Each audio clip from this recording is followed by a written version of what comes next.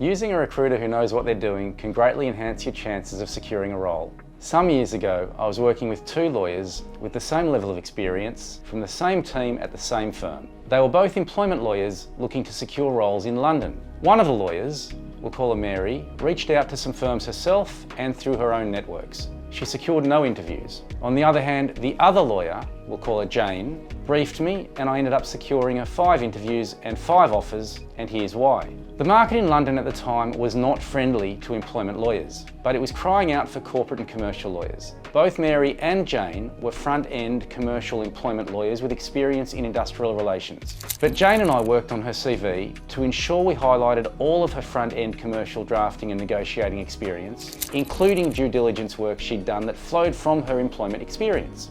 When I reached out to London firms, and by reached out I don't just mean blasting off a CV, I mean knowing who the decision makers were at relevant firms and engaging with them. Those partners moved quickly because it was so apparent that even though she was not a traditional corporate M&A or ECM lawyer, she certainly had plenty of commercial skills that they could use.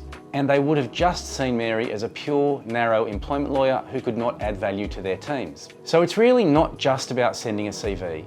It's about making sure you use a recruiter who wants to understand what you want, knows the market, has influence with decision makers in the market, and doesn't just send CVs.